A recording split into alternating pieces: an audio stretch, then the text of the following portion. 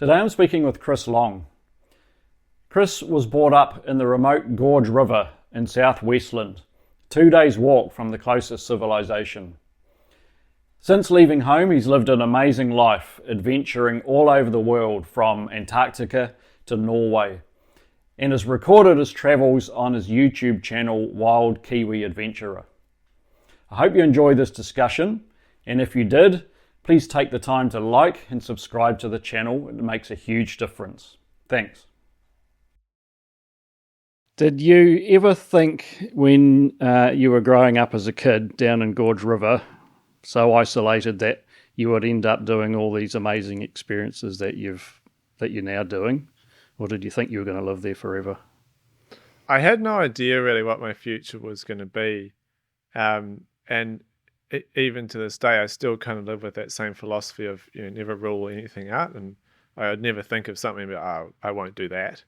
And I think I've always had that. So when I was a child, I would have looked at different people and met different people doing different things. Many of our visitors, would turn up in aircraft at Gorge River and many of them from all over the globe sometimes. And so I probably looked at a lot of people and seen a lot of people.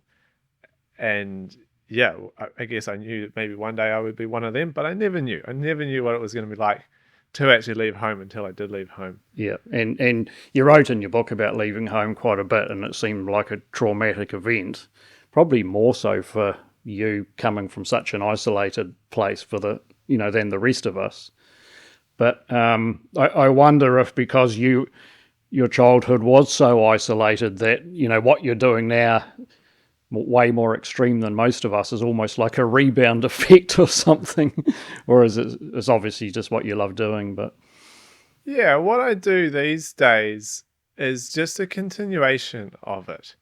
Of your childhood, you mean? Yeah, exactly. So say, and we'll talk a little bit today about like going down to Antarctica or up into the Arctic of Norway and those sort of things.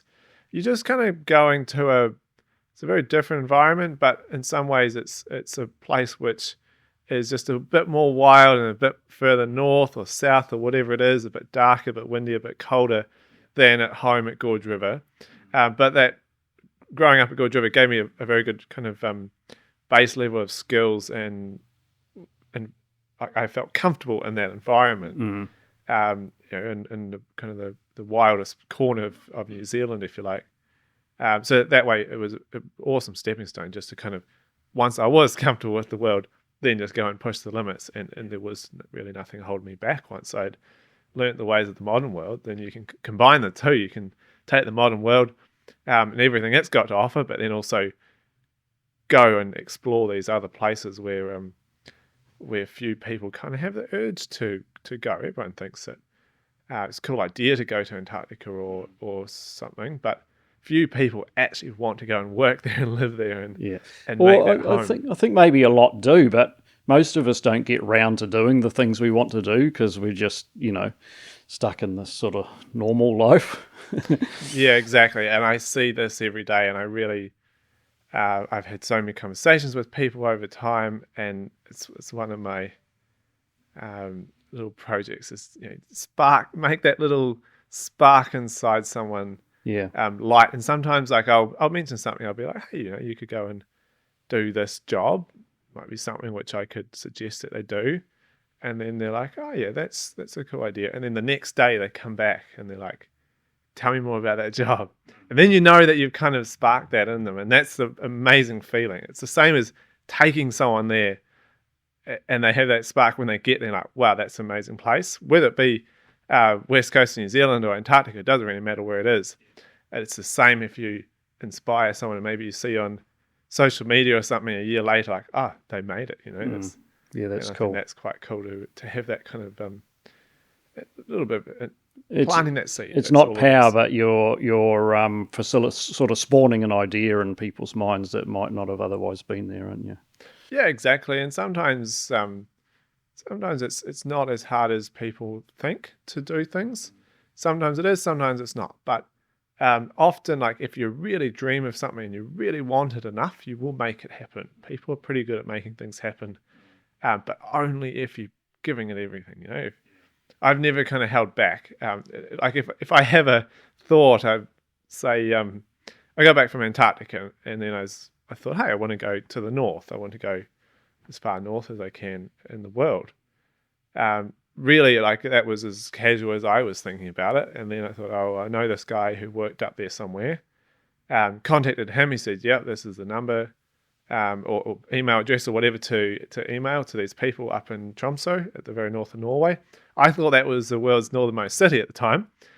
So I got in contact with them, and lo and behold, I did manage to secure a position up there. It's not a particularly hard place to get a job if you got a little bit of outdoor experience. I'd never worked with dogs before, but yet I was applying for a job working with 350 husky dogs. Yeah. But you take in some relevant skills in some other areas, and then you learn about the dogs. It wasn't until I got there that then I realized it wasn't the northernmost city in the world. And the northernmost one is Svalbard, Longyearbyen, which is about 800 kilometers further north, I think. And that's my next destination. Were you disappointed when you got there that you weren't at the top? Not overly, but I remember sitting down thinking, oh, I knew about that place, but why didn't I apply there? But that was fine anyway. Living in Tromsø was amazing. What you did looked incredibly cool, and we're going to talk about that. So you've written about a lot of this in your book, and I was just saying before, I really enjoyed it. So I got the Kindle version. It was great, very easy read, and quite inspiring, a lot of it. And I'd like to read a few paragraphs of that during this interview, if we could, just so people who are watching or listening can get a bit of a feel for it. Absolutely, yep. I'll see if I remember it. Yeah. What was it like writing the book? To me, the idea of writing a book is, such a huge project, sort of like an ultra marathon run or learning a new language or something. It's just like, it's never going to end. Was it like that for you, or was it easy? The process of writing, for me, it wasn't probably as hard as for some. As I had watched Mum and Dad go through the same process. Yeah. Both of them published autobiographies around 2010, 2012. And that was just shortly after I'd left home. And I think I was at home actually when Dad was writing his one. He was writing it all with pen and paper. And then Mum would type that out on our laptop, which we'd just got. This was the first computer that we'd ever had at home, just in the last year that I lived there. And then, so that kind of went away and went through that process, and it came out and it was very successful. And then Mum's followed.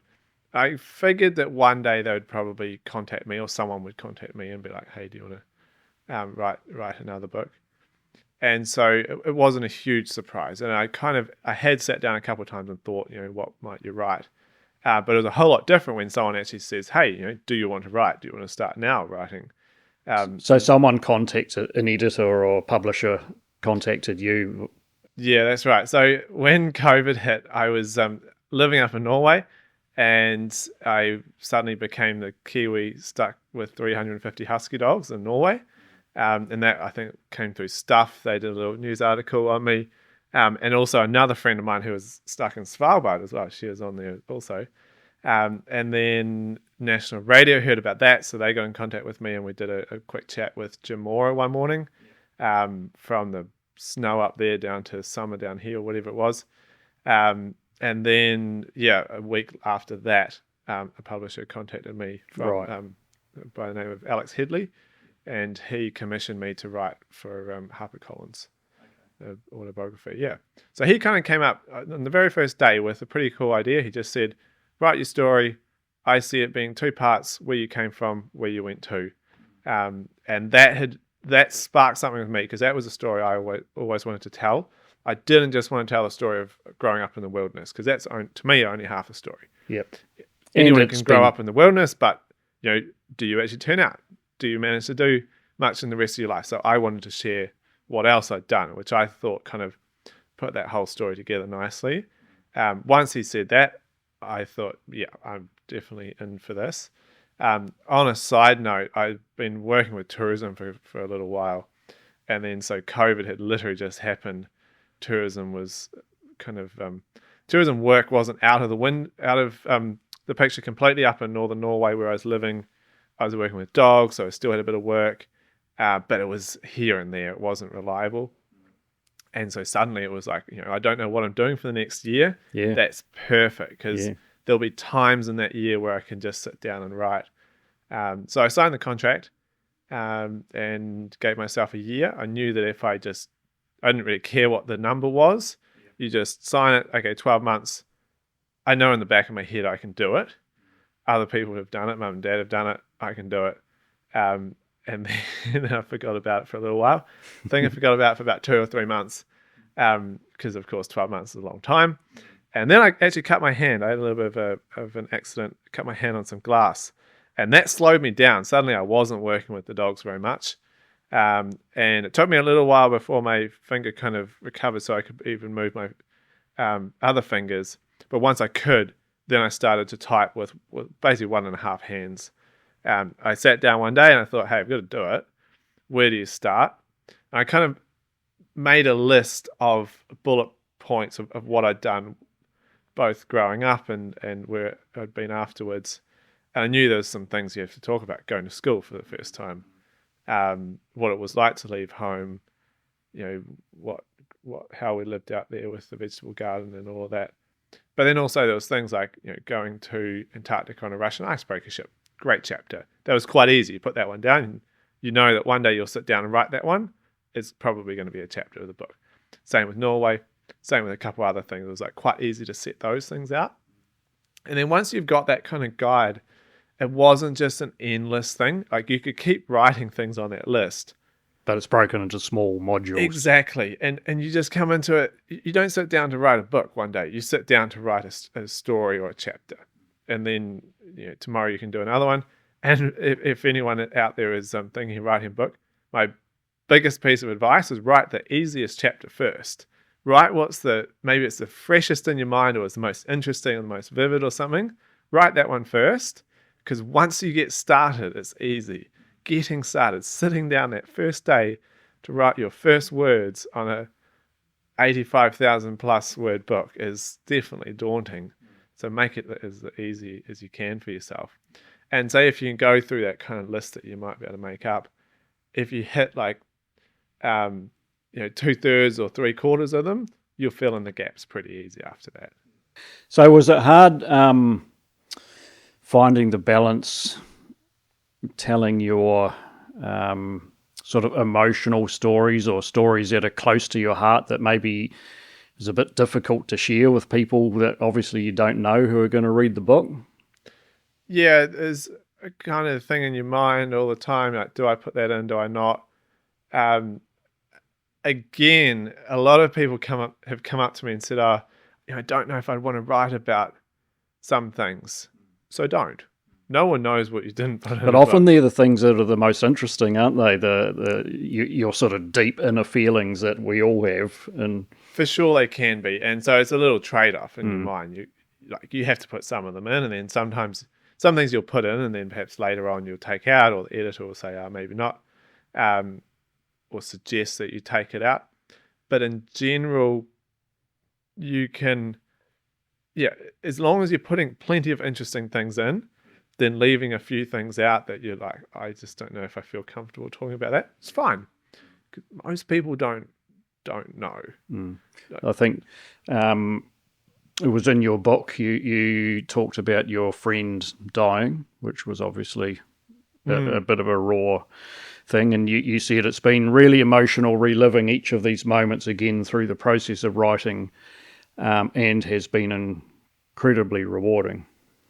Absolutely. The whole process of writing, you're just totally reliving everything, which you may never stop to think about. A lot of people live a pretty busy life and they probably die at the very end of it, and they might never actually even sit down and stop and think about some of those things that have happened. And it was incredibly rewarding to go back and relive everything.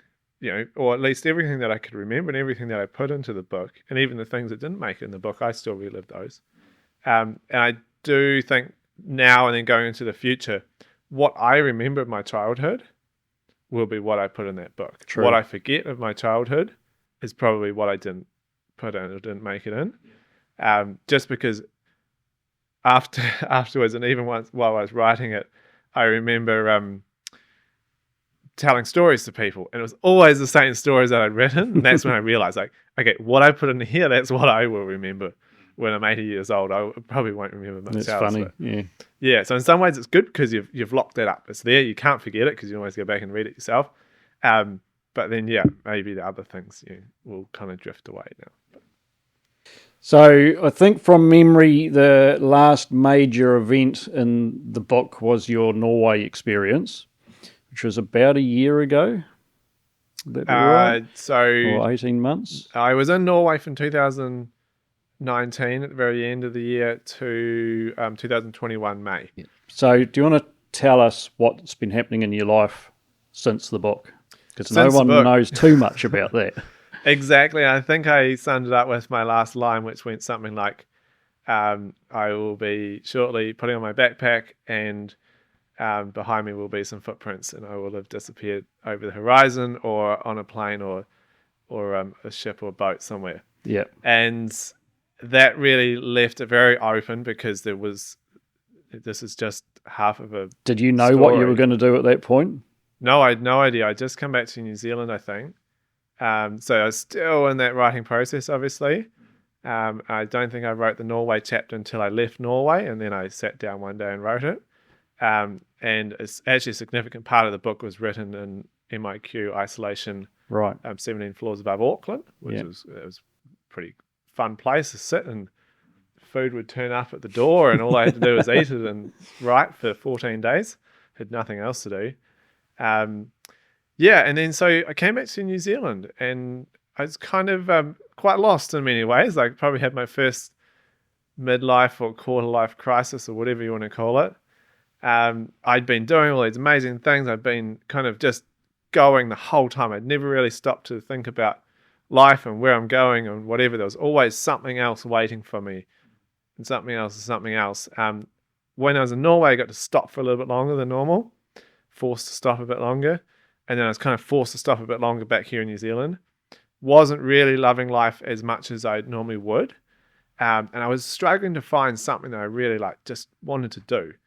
And it took me a little while. So I was thinking about things for a bit, pretty much a year. And then one day I kind of remembered my love for flying. And flying is, in the book, is a large part of a lot of things I was doing, especially down at home, but also in Antarctica. I was working with helicopters a bit and at different places. And so I thought, well, I've always considered being a pilot. It's also quite risky. So I'm kind of weighing up these two things. Do you live a life where you're spending most of the time up in the air somewhere? But then I went mountain climbing one day and I was up in the air on this crazy, dangerous mountain and big bits of rock moving under my feet, hundreds of meters above anything. And I thought, well, if I do this, then I can't say no to flying. So I went down the very next day. I went down and did a trial flight at Wanaka Helicopters in a fixed wing airplane. Loved it so much. It was probably the craziest overload I've ever had. It's mental overload. So many things to think when you about. first leave the ground flying it yourself, it's just a weird, cool feeling, isn't it? No one can realize just how many things you're having to kind of think about and consider it all at the same time up there. Yeah, I still remember that feeling on my first flight. I can imagine you would, yeah. So that was awesome, and I thought, I'll keep doing that, because suddenly I was like, I got these books to start studying the theory, and I was excited. I'd wake up and I'd think, okay, I'm going to do this today. And kind of it sparked that thing in me again, which I just lost for maybe a year. So I started doing that, and then continued on. I did lots of the theory through the winter when the weather wasn't so good. Someone gave me the advice. They said, go do the theory. That way, when you go to the practical, you start right through to your PPL exam. You don't have to stop flying at any point and catch up because you're waiting for your theory to do. Anyway, so I did that. Smashed out all the exams, some of the commercial exams as well. And then moved up here to Motueka, where we are now, in October 2022. And then I went to the Aero Club down there. I said, I just want to fly as much as possible 2 times 5 days a week, 2 times every day until we get this done. And so suddenly I was like really working quite intently on that. And then I think it was the 15th of December, I was talking to a friend and she said she was going back to Antarctica again on a ship. And suddenly I was like, wait, you're going back to Antarctica? And I was like, oh, okay, of course, tourism's kind of kicked back up again. COVID's gone away. People are going back down there again. So suddenly I was in two minds because she said there's a ship going to the Ross Sea and they're looking for people. And having lived at Scott Base, I figured that there'd be a good chance I'd probably get a role on board. And so suddenly I was in two minds because I was trying to do this flying thing and suddenly I want to go to Antarctica again. So I sent them a CV and they got back to me straight away. I had a contract by about 2 a.m. that night. Wow. To be expedition guide on a ice strengthened, kind of ex-Soviet ice strengthened ship now run by a company from the Netherlands. 90 meters long, 80 passengers on board. So I couldn't say no to that, which gave me exactly 1 month to finish my private pilot's license because I wanted to get that done. Otherwise, that was going to be annoying to have to come back and do. And then I figured I'd go away and do this. So I just got stuck in. It was a pretty full-on month, but it finished at 5 p.m. on the 11th of January. I got my private pilot's license, finished the flight exam at 5 p.m. and then at 8 o'clock the next morning, I jumped on a plane out of Nelson to somewhere I'd never been before. Flew to Auckland, Santiago, Chile, Buenos Aires, and then down to Ushuaia. By the time I got there, I'd been just so stressed, so busy. I'd had wisdom teeth out as well to go to Antarctica. I got on board so jet lagged and straight into a rough Drake's Passage, and seasickness just killed me for a few days. But I bet when you got on that plane, it was just like, oh, thank God, I've got 12 hours with nothing to do. Just about, yeah. It had been a very full-on 3 months to do a private pilot's license. Yeah, that's amazing. It's full-on. I don't think you could do it in much less than that. Just every single day, everything I was thinking about was that or recovering from it. Like, you'd go up for a lesson, and then it was the hardest thing to not think about anything just for 2 hours. Go home, just have a little lie on the couch or something to recover again. So then at 2 p.m. you'd be back up in the sky learning the next lesson. But it was so much fun. I loved it. And looking back, it was such an amazing experience to go through. And if anyone's doing a private pilot's license, I would strongly recommend do your theory first, because that way you can just jump in the plane and you're off and you just eyes to the sky. It's always the exams that hold people up. And yeah. Anyway, well done. That's a fantastic achievement to do it in 3 months. So while we're on the flying subject, are you carrying on to a commercial? I would like to. So that suddenly I'm stuck between these two things, because the guiding work in Antarctica is amazing. I love it so much. It's a huge amount of responsibility.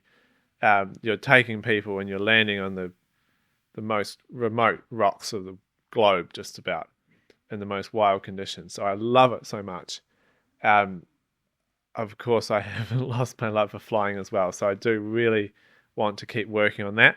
So it's a balance between the two, because it's good money working in Antarctica, and flying's expensive. So I am in a very good position where I can work and I can quite easily pay for the flying that I'd be doing.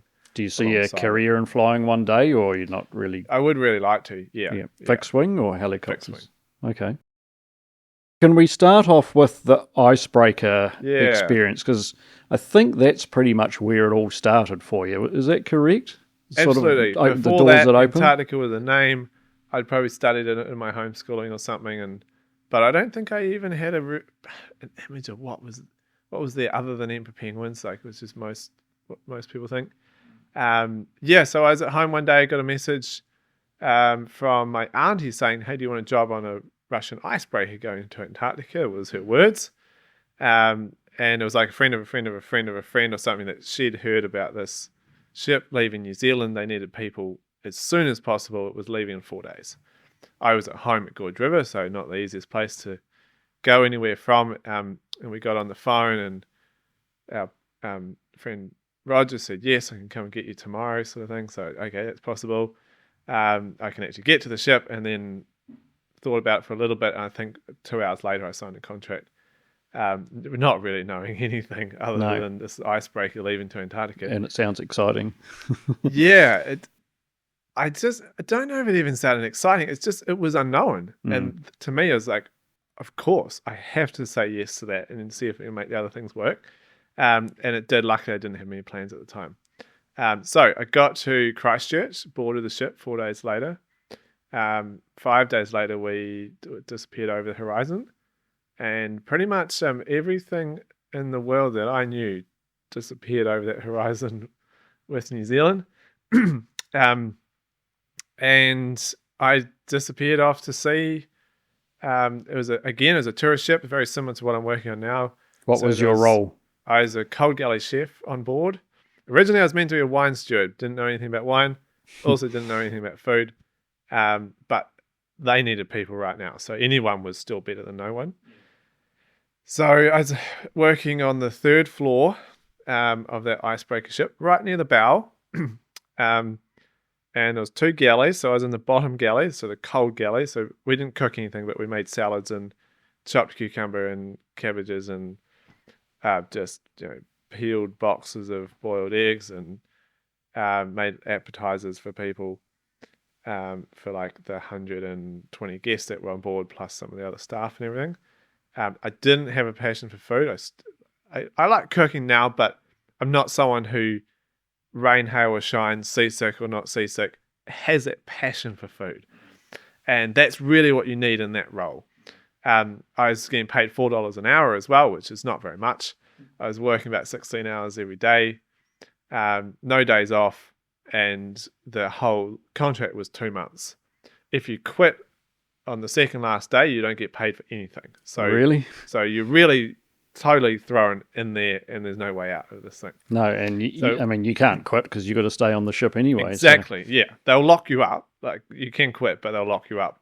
And then when you get back to port, they'll throw you off, but you don't get paid for anything you did either. So that was pointless. And it was tough. It was incredibly rough heading off in the ocean. I hadn't worked at sea before. This particular ship, it was a top-heavy bathtub, is basically how you describe it. An icebreaker. So it has all the weight very high up to push down into the ice. It has a round bottom, and in the Southern Ocean, it just rolls. And we would roll to about 45 degrees quite comfortably. So that's, your whole world's just rocking around like this. And I was reasonably, not overly seasick because they gave us some pretty hard seasickness medication. But it was just the time, working 16 hours. It was only just enough time to sleep to kind of recover the energy that you burnt yesterday, and then bam, you straight into it again. And some of the stories you said about in the really rough seas about stuff going everywhere, and yeah, there was days where you could stand there for an hour chopping something, cucumber for example, big box of cucumbers or whatever, and then in that moment, that box might just slide off the table, smash in the corner. That's your hour's work done, gone, wasted, and then you start again. And so there's moments where it's pretty demoralizing. However, I got to go to Antarctica. And so once we got down there, it was just very occasionally, because the passengers were going ashore like every day or every second day once you're down there. Also, it's flat. Once you're in the ice, it's nice and calm. So that takes away the ocean aspect, which helps a bit. But anyway, sometimes the expedition leader would come in and say, you two meet on the heli deck in 10 minutes with your jackets on. And everyone else take up the slack for these two for the next hour. And then so suddenly you're transported from this world of like this food and this ship and everything off to the penguin colony or top of an iceberg or a beach with 300,000 penguins. Just you're transported to this incredible place. Like the very first landing I remember was an emperor penguin colony with emperor penguin babies. To this day, I've been back several times. I've not seen that again other than on that particular ship.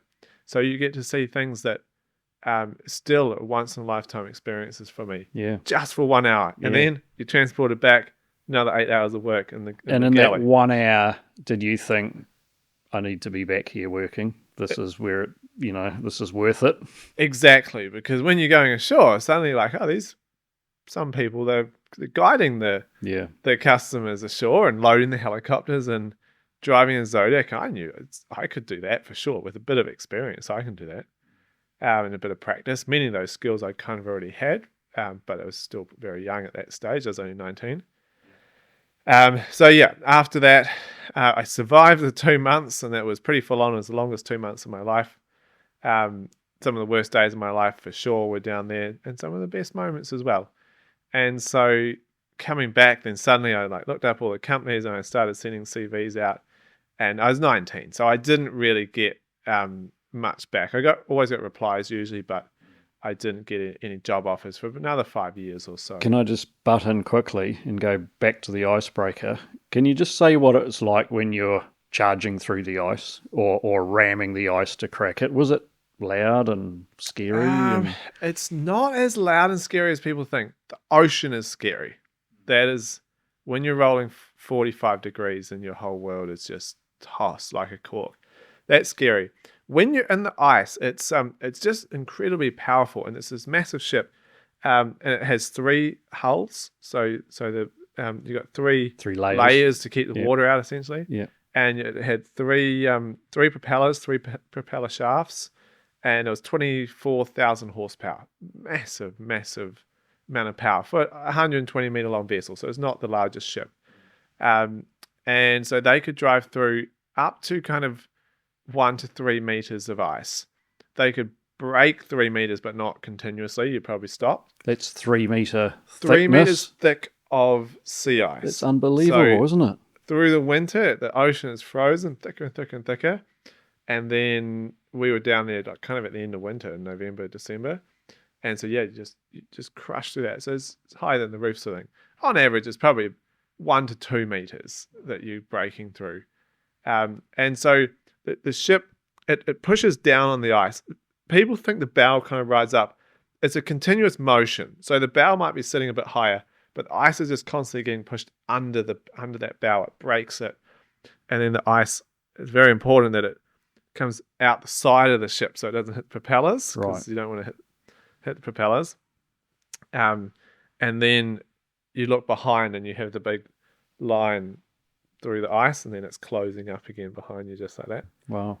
But most of this time you're just stuck in the galley. Most of the time you're in the galley, which is probably the closest, because the ice would have been 5 meters away on each side, because we're at sea level. And then so sometimes you'd hit something quite large, and you'd kind of, the whole ship would shudder, and it would, sometimes you would decelerate quite quickly in that moment as well. It never threw you around, but you definitely felt it. In fact, it took me a long time to get used to, because it felt exactly like an earthquake. And growing up in New Zealand, earthquakes are usually bad news. So I would always think that millisecond, earthquake. No, it's not an earthquake. And then you can relax again. That was kind of the motion. It's that shaky feeling. Great experience, though. Incredible experience to be right in that bow. So from there, that obviously opened up opportunities for you, because you've been to Antarctica and you can put something on your CV. So your next trip was actually to Antarctica? Pretty much, yeah. It got Antarctica on your CV. There's a thing with most tour companies that go down there. You actually have to have about 50% of your staff who have been there before. Right. It's a box that they've got to tick. So suddenly, even if you don't know anything, you help them tick that box. It helps, of course, if you know some things. Anyway, so I eventually got a job with Heritage Expeditions and did some trips down to the New Zealand sub-Antarctic islands on a very similar sort of ship. Not a big icebreaker, but ice strength, and about an 80 meter long vessel. And then I got to do one trip to the Ross Sea with them, which was really special. As a guide? Yeah, expedition guide. So sort of more in line with what you wanted to end up doing. The job that I've been looking for, exactly. Yeah. There was a smaller ship, so you have about 3 expedition guides, so you do a lot of different things. You do, don't help out in the kitchen quite so much, but you run the bar and a few different things like that. as well as lecturing and Zodiac driving and guiding ashore. But on that trip, we visited Scott Base and had a tour of the base and everything, New Zealand's research station down there. And so suddenly I thought, hey, that looks like a pretty cool place. I should apply for a job there. And I think it was 2 years later, then I flew south on the American Air Force C-17 from Christchurch. Yep. And set sights for 5 months down there working at Scott Base as a field trainer. That was taking it to another step again, because you weren't the guide on coming from the ship to shore, but you're actually living there. So what's a field trainer? So a field trainer, basically my role was to teach people how to live and work safely outside in Antarctica. People who were working down there? Yeah, a lot of base staff, scientists who are coming through, pretty much anyone coming in. So you might have some media people as well, and also some special guests or staff from the company or something. And so they would come in, and pretty much everyone would go through a field training course, which was a 2-day, one overnight camping trip out onto the ice shelf. So that was just like a crash course for people in how to put their gloves on properly and how to dig a hole in the snow and how to make shelter and how to put up a camp and how to boil water and all that really simple, sounds so simple. It's just like we go do it out here in New Zealand in the woods for a night. Down there is like just a completely different experience, and sometimes just to do that was, you know, the most that someone could do, just to go and camp for a night. But it was incredibly rewarding because you could teach so many skills once you learn them yourself. Like even though you know you grow up in the wilderness of New Zealand, nothing prepares you for that moment you step out of the plane down there. But after about 2 weeks of negative 40 degrees, you do get used to it, believe it or not. And then I could start to pass on those skills to the other people. Yeah. When I wasn't training scientists, you might be out with them. So just kind of taxi driving in some ways with the Haglund vehicles. It's with, like you see in the Antarctic Centre down in Christchurch, with the big tracks on, 2 cabins with 2 tracks on each. And we'd be driving out to places like Cape Evans, out to Cape Royds, which is where Scott's hut is and Shackleton's hut. You might be taking a dive group out. You might be helping to drill a hole through the sea ice so that the divers could go through. You might be putting a little hut on top and getting the fire going so that the divers are warm. Or you might be getting in a helicopter with some people and flying for 2 days in one direction to some isolated penguin colony to take penguin guano samples. It was some very just an incredible range of work. Yeah, exactly. You kind of get up in the morning and be like, oh, okay, I'm going here today. And sometimes it was that training, and sometimes it was also just going and kind of just being the logistics behind a lot of the science programs that go on down there. So you mentioned Scott and Shackleton's huts. What were they like to visit? I mean, most history that's 100, 120 years old is long gone, but down there it's preserved. Down there it's preserved to a point, and then the Antarctic Heritage Trust have actually gone and properly preserved them. So in some ways they pulled much of those huts apart and then put them all back together again in a historical... But isn't there still fur from seals that, was there in their day? It's still there frozen? Yep, when you step inside, especially into Scott's Cape Evans hut, when you step in there, there's a huge pile that's stacked of seal blubber, and that smell goes like throughout the whole building. You can't describe the smell, but it's the mustiest kind of musty, fatty smell, and it's from that blubber, and that's a smell that you'll never smell anywhere. I've never smelt that somewhere. But yeah, the moment you step inside those huts, it's like stepping inside a living museum, because the thing that you're in is the museum. It's not like stepping in a museum to see the thing. You're actually in it. And it's So it's not like all around you. It's not entirely a recreation. The actual It's actually what was there. things and the wildlife that was there in their day is there now. And It's almost like you're transported back. Yeah, the seal blood was there, and the live seals are still walking. Yeah, so cool. Sliding around outside as well. Yeah, exactly. And there's a emperor penguin, which is what we call freeze dried, essentially, from time dehydrated, just from being down there so long. And it's just sitting on the table, which was Scott's table. And then over on the left, you have a nice window, so there's a bit of light because the hut's quite dark. And that's where all the science equipment was. And there's like test tubes and every different kind of thing. The amount of provisions they took down was amazing. You see everything from the medicines to the photo dark room where Herbert Ponting developed the photos, through to the science side, the living, the kitchen, and the bunks. It's all there. Yeah, it's amazing. It's incredible, isn't it? Describe Antarctica. In Ken Tustin's book, he said it isn't possible to leave Antarctica unmoved.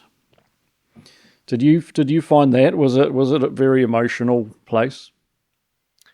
Yeah, I don't get overly emotional as such. It's more awe-inspiring. So I really feel the energy and the power of a place. So and the raw things around you, the wind and the cold and the beauty. Probably my favorite thing about Antarctica is the light that you get, the twilight. Yeah. So, for example, just describing an evening that I had earlier this summer, we were on the Icebreaker, on the tourist ship, it's ice strengthened ship.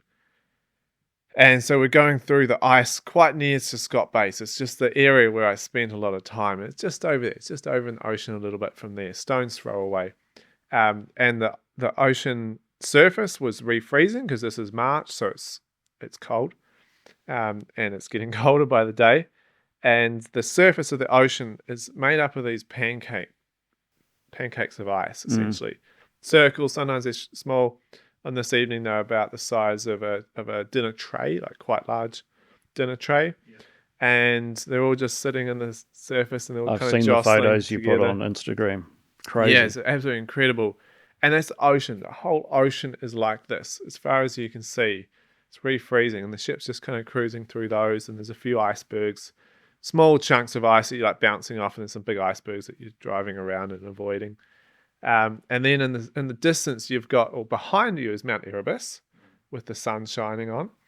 And then on the other side, you've got the McMurdo Dry Valleys, which is a rift mountain range. And you've got all these mountain valleys. Each valley has got a glacier coming down it. And then you've got the sun, which is just kind of dipped behind those mountains. And then it'll come out into one of those valleys, and it's just like shining gold. The colors are incredible. And then it goes down below the horizon, but of course it doesn't get dark because it's just below the horizon all night. And then so 2 o'clock in the morning, you've kind of got that really grey dusk, and you've got this pinky colour right up high, and then dark grey above you, and then the light right along the above those hills, and it's just incredible. You got a couple of emperor penguins standing around on the ice that, as the ship cruises past, they're kind of looking up at you. There's just one of those moments that you'll never forget. Yeah. So talking about the penguins, the wildlife photos seem amazing. Yeah. They look huge, those penguins. Yeah, so a penguin, what I'd like to say is if you sit down on the ice, they're pretty much eye to eye to a penguin. So if you're standing up, they're a bit below you. They're just over 1 meter tall, and the emperors, that's the emperors. The Adelies are about 40 centimeters or so high, but they've got a lot more personality. Right. But the emperors are majestic. They're just the most incredible creature that you'll ever see. And they live in the roughest place, coldest, wildest environment. Fun fact, what most people don't realize, penguins don't really walk so much. They're not really designed to walk very much. But so when they travel, they actually go down onto their belly. This is the emperors and their Adelies. And they just push themselves along with their feet. So most of the time they're actually traveling along like that, and then they'll stop, they'll see you, and they'll stop, then they'll push themselves up with their beak, and then they'll be standing, and then they'll look around. Then they'll walk up to you, like the last 10 meters or so. So they're not scared of humans? Not scared of humans at all. No, they'll come. So we're not allowed to approach the wildlife, but if you sit down, like most of the time, they will quite often come quite close. And I did have one walk right up to me. It was standing about 50 centimeters away from me, which is quite normal. And then this one in particular just bent down and just gently kind of seeing what my finger was. Yeah. Not Wow. in an aggressive way at all. It was just Yeah. curious. What is this human thing? Yeah. And yeah, you just sit there. It's the most amazing moment. Like I enjoy those moments, but for me, the most satisfying thing is you've just brought 2 engineers and a chef or something out with you, and it's probably the moment of their life. And so it was. I love it myself, but it's taking people to see that And it's sharing really and sharing that. Exactly. That's why I've done quite a bit of YouTube as well, because not everyone has the ability to go that far to be shown those things. So I can also show it through video to the rest of the world as well. Yeah, which is fantastic. Yeah. Getting around in Antarctica, it's easy for us to think that it's easy in a modern world, with helicopters and Haglins, but I imagine it's not, or very weather dependent anyway. It's weather dependent. It's easy to get around in a small area sometimes, and then other days the weather will be so windy and it's just blowing all the snow that you can't see a thing, and you won't be allowed to go off station. If you're on a ship, you're not going to go off the ship. And so yeah, it depends on kind of what you've got. Helicopters are good for getting to places, but there's a lot of wind, so you're constantly battling with the wind. Haglin vehicles are good. They have radars on them as well.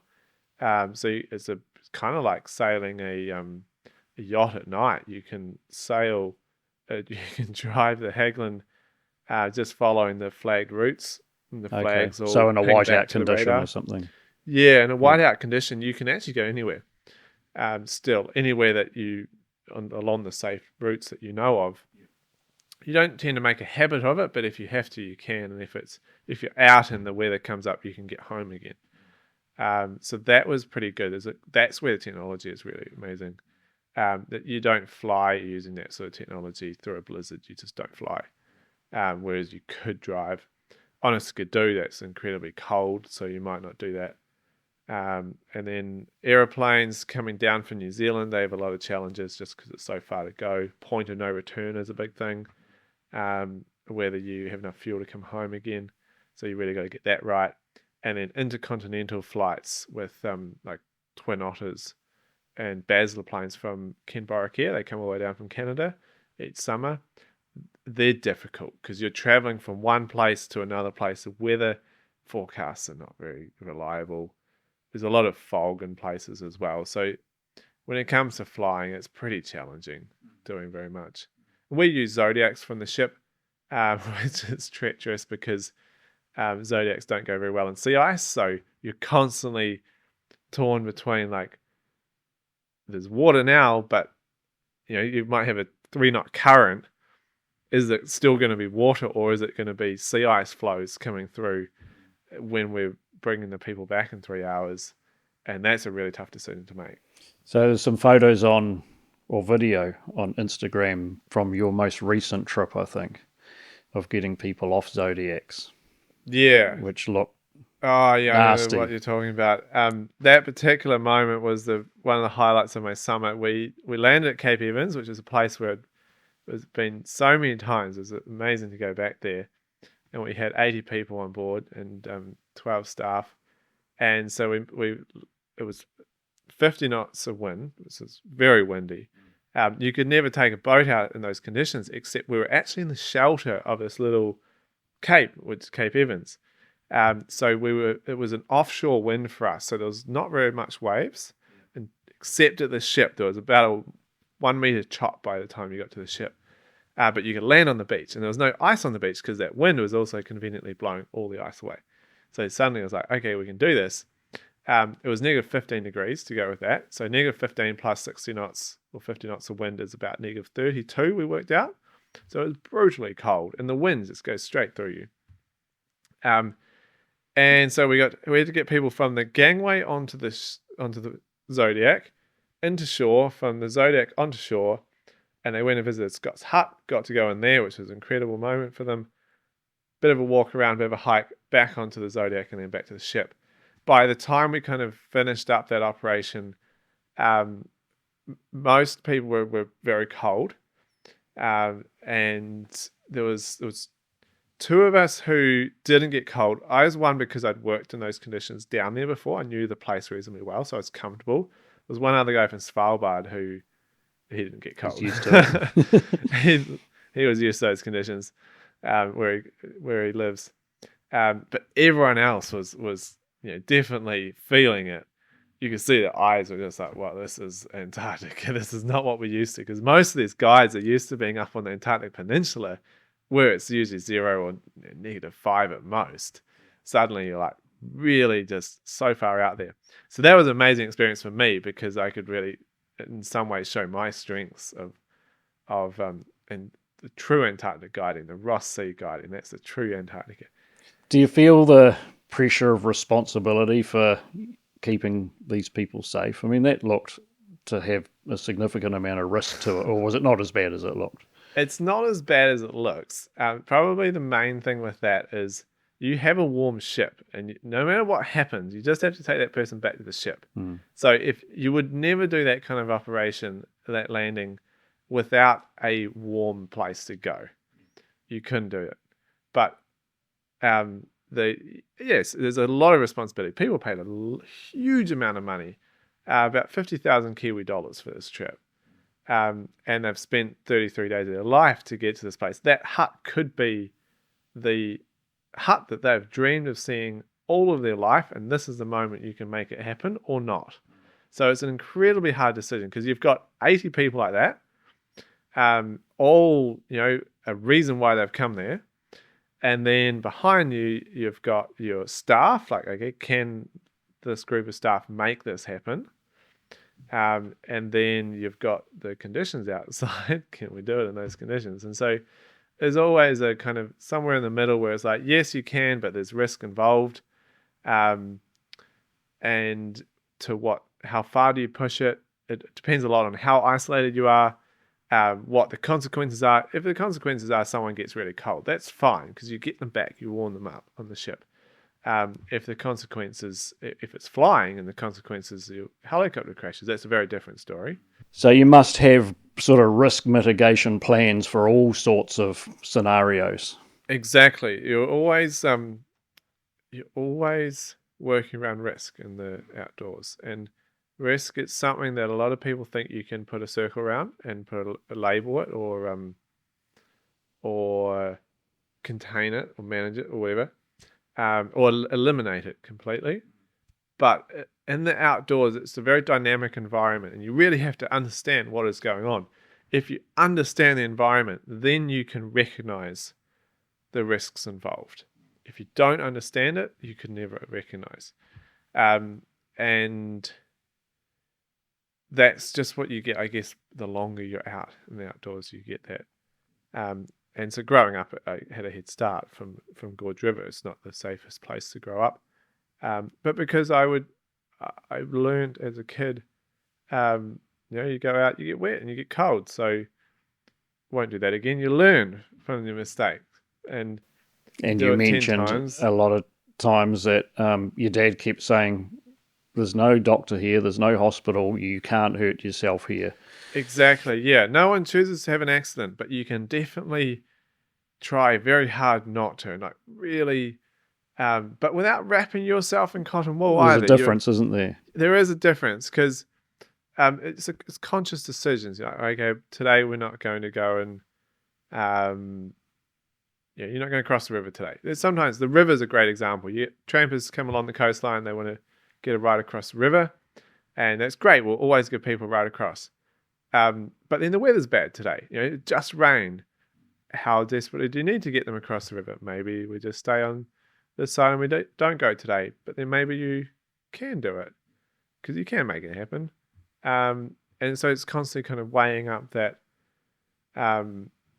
consequences versus severity as well. And, if something goes wrong, are you going to get washed out to sea, which is a pretty bad place to go in a flood? Or are you still going to be able to get yourself back to shore, which is fine? Yeah. In my previous life as a safety manager, I always used to say that risk is a big wide grey line. Yes, there's a point absolutely. on one side of that line where if you don't get out of bed, things are probably going to be okay. And there's a point on the other side where you just wouldn't go because it's too unsafe. But everywhere in the middle, it might be okay, it might not. You've got to, like you say, understand the risks and have a think about life. And there's no right or wrong often, is there? Exactly. There's not. You can't eliminate it completely because otherwise, like you said, you would never get out of bed in the morning. Yeah. I really strongly am against eliminating it. You're managing it. So you're constantly weighing up between doing it, how much you need to do it versus consequences of if something goes wrong. Yeah. And on commercial levels, it's very different than personal levels as Exactly. well. Because you have a lot of pressure on Yeah. commercial levels. And on personal levels, you can maybe push things a bit more. That's the time to push it. So you've visited over 60 countries, backpacking, teaching outdoor education in China and Hong Kong as well, correct? Eastern Europe, spent time on Pacific tropical island. What events? Tonga. What places or events from all of those trips stand out in your memory? There's quite a few. The island in Tonga was interesting. It was the island that was the closest to that volcano that went off. So where I was is beautiful tropical island. Now it's just white clean. Wow. It's just a sandbar pretty much. There's nothing. So it was pretty interesting. It's the only place I've been that's been completely destroyed since. Working in Hong Kong and China, that was fascinating. I was doing outdoor education, but it was pretty tame outdoor education. But you were in an environment that changed a lot. Antarctica changes, it's the weather. It's always throwing something at you. In Hong Kong and China, it was more socially. Like you might remember this hotel that we're working in. It was just across a lake. So you had to take a little boat for, let's say, 20 minutes across this beautiful little lake. There's a beautiful little hotel tucked away. It might have been 10 or 12 people staying there, but it was huge and but very quiet. And I remember we were there and we were ready for our people to turn up. So we went off to the train station and we received, I think it was 110 8-year-olds. This is all kids, usually international school kids. Full on, 110 of these little kids, and they came along and we got them on the boat and we got them across to this kind of secluded hotel in the middle of nowhere. And unbeknown to us, while we'd been away, and this took us about 3 hours, while we'd been away, 1,000 people had descended on this hotel for a conference. Okay. 1,000 people is nothing. 1,000 people can just come up out of nowhere over there, just like a storm comes up out of nowhere in Antarctica. There's probably some warning if you know the signs, but if you don't know the signs, it just appears. You're like, okay. And so it was raining, and there's this massive dining room with it could seat 1,000 people. Anyway, so we turned up there, and all the kids need to go inside because it was pouring down with rain. And they just disappear into this crowd of adults, which are all taller than the kids. And 110 kids just vanished into this crowd of 1,000 people. And you're responsible for them. That coming, exactly. And you're responsible for working out how to solve that problem. But you work it out in the moment, and that's one that will stick with me for the rest of my life. We never could have seen that coming. And then other places, I remember going for a hike there one day, and there's this really rickety bridge. We're like, oh, it's a bit dodgy crossing this bridge. 4 days later, when we came back to actually do our hike with the kids, brand new bridge. Wow. Just put in not even like some sawdust on the ground. I don't know how they built it. It didn't look like they just built it, but it wasn't there 4 days before. So things could change quickly. And it was you just apply exactly the same techniques as you do to working in an environment outside where things change quickly. Did you get sick very much in some of those travels with food issues or? No. So I've only ever been sick once from food. It was very bad. It was in India. India was the only place that's ever caught up with me. And yeah, interesting. So I've done quite a lot of traveling, just backpacking whenever I haven't been working somewhere like Antarctica or Norway. I'll just buy a one-way ticket to Southeast Asia or Europe or Central America somewhere, and backpack around, usually trying to get off the beaten track. It's a little bit hard in some places, but I'll just pick a town. I would go to that town. Sometimes it's busy, sometimes it's small, big, interesting, not. You never know. But you always find someone there, some people to meet, some places to explore around, some food to eat, some culture, whatever it is. Anywhere in the world, it's the same. You can always find something. And I'd worked in China. I've traveled like cities like Bangkok, New York, all the biggest cities in the world. Just about nothing prepared me for India. I got into Delhi, and that was an eye-opening experience. In a good way? It wasn't in a good way in the end because I got very sick there, and it was the only time I had to come back to New Zealand because I wasn't well. Okay. Just food poisoning, but yeah, it was a pretty bad run of food poisoning. But anywhere else, I will eat the cheapest street food anywhere. That's always the best food. Never had a problem anywhere else. No. Do you want to talk about Norway? It seems from reading about your Norway experience in the book, like it became part of your blood almost. You seem to really appreciate it and like it. So what was your role there? What were you doing? I was a guide with husky dogs. So I was looking after... I was working with a team of about 60 people and 350 dogs. So it was a lot going on. Very dynamic. And we had about 25 different nationalities represented, one breed of dogs. And yeah, so the role had a few different things. Sometimes we'd be looking after guests, but much of the time we'd be either looking after the dogs or actually driving the dogs with customers. What were the dogs there for? Were they racing dogs or tourists? Some were racing dogs, but ultimately it was a tourist kennel. So we had up to 18 sleds out at any one time, occasionally. And so in the first year, I had a lot to learn. You know everything. You don't know dogs until you work with dogs. So I had a lot to learn about dogs. It got interesting when COVID happened because suddenly most people went home and there was only about 7 of us stayed. And so suddenly our job was to run the dogs as much as possible.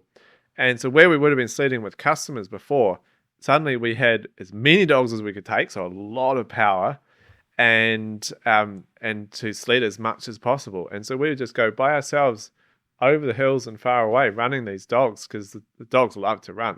They go crazy if they don't. Do you go on marked tracks? Well, no. So you're going in areas where you've gone hundreds of times. But as soon as you get the snow coming, then you're going somewhere off trail because the trail's disappeared. So yeah, that was the ultimate thing to learn because a dog will follow a track pretty well and it'll follow a line. Footprints from a moose walking across the mountain, it'll follow that. Or someone's just gone ski touring cross-country skiing, they'll follow that line. The moment you want to go off that line, it becomes really, really, really, really hard. And it's between you and your lead dog as to whether you can get and encourage that dog to go where you want to go using G for right and heart for left. And just it's the best feeling, breaking trail over the hills and far away into the distance, not following where someone else has gone. Yeah, so you don't steer them like you steer a horse. It's all verbal. It's all verbal. Yeah, there's no physical. How many dogs would you have in any one go? It depended on what you're doing, but anywhere between 4 if you're by yourself, potentially on a sled, or say a tourist sled, right through to 14 if you're Wow. just trying to train as many as possible at any one time, through to 20 if you're trying to train as many as possible using an ATV. So it's a little bit heavier, so you need more dogs to pull it, which means you can train 20 dogs at the same time. And so there was some times where I would be training the racing dogs. So this is kind of getting towards my second winter. I had a bit more experience, and I had a crash course in dog sledding by that point. And so we'd be out in the forest with wheels because we didn't really have much snow yet. So we'd be just going along these icy kind of trails using the ATVs with 20 dogs, and it'd be just you. If something went wrong, and there's always something went wrong, you had to sort it out. And the power from 20 dogs. How do you if control they want it? to go somewhere. They're harnessed up, so they're all pointed in the same direction, which is great until one of them turns around and goes the other way. But only the lead dogs can kind of do that. So they're specially trained as lead dogs, are they? Technically, yeah. But they're specially trained to pull forward, so that the worst is if the lead dogs then come back around to the first dogs. That's terrible because suddenly they're all twisted. So provided the lead dogs kind of have the enthusiasm to always go in one direction, then the whole sled stays in a straight line like this. So then you can steer it by talking to your lead dogs, go left or right or whatever. And then all the other dogs will just follow blindly the lead dogs. The problems come when maybe one dog gets loose and starts running around trying to just play with all of the others, and then so suddenly, or the worst is if your lead dog gets tangled in a tree, and then so suddenly you've got all the other dogs still pulling you, and you might be on ice. It might be very hard to break, and then so suddenly your lead dogs are kind of getting twisted back around some of the others, and that's a nightmare. And all of those things happen. Yeah. And wow, a somehow lot to learn. Yeah, there's a lot to learn. The first thing you do is you stop, and sometimes you'd actually tie the ATV off to a tree so that you couldn't go anywhere. I mean, even when you say you stop, that doesn't sound that easy. Stopping could take 5 or 10 meters. Sliding, sometimes you'd steer it into a tree. Yeah. Because that's the only way to stop it. Would be so icy. And then you take away your power. So you actually take away there's 2 lines, one's on the neck and one's on a harness onto the dog. So you take off the harness one because that's where they use their muscles and they're pulling into that. They don't pull off the neck chain. So you could release those, and that way you didn't have so much power behind you. Did you become close to any of the dogs? Yes, for sure. You definitely get close to some of the dogs. One in particular, when I hurt my hand, I told you about earlier, suddenly I kind of had my hand like this, and if anything touched that finger, it was just agony for about 3 months. And so you're around dogs that jump on you and around you all the time. It was a nightmare. And so there's this one dog, she was very, very placid. Her name was Is, which is ice in Norwegian. And so I thought, I'll take her because she doesn't jump. And she could also follow, didn't need to be on a lead, she'd follow me. So I started taking her back to my cabin. And she just loved being inside so much. She'd sleep right up on the couch, right next to the heater. She always had to be like 10 centimeters away from the heater. Even though she lived outside most of her life, she just loved being inside. And so, I eventually ended up having her for about 8 months as my dog, first dog that I've ever had. I always knew that when I left, I couldn't take her with me. But so it was nice because she was 8 years old, so I retired her from the kennel so she didn't have to run anymore. And then I found a friend of a friend who was looking for a husky, and so she had eventually adopted her permanently. Was that unexpected cool. After not having spent time with dogs? Did you turn up thinking this is just another job and then come away? A little bit. Yeah, a little bit for sure. I didn't really expect, but like I remember at first just being surrounded by it. Smelled like dog hair everywhere, dog food everywhere, dog shit everywhere. It was like you're surrounded by dogs. And then after a while, you get used to that. What's it like in Norway when the first sun appears after a long winter?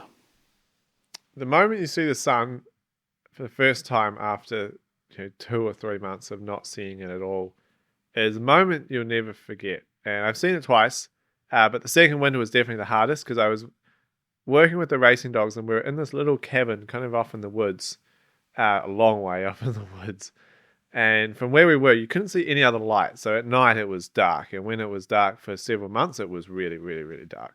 Amazing because it's clear nights and you get the aurora borealis across the sky above, and almost every night. It was incredible. But after that long, you just get pretty down.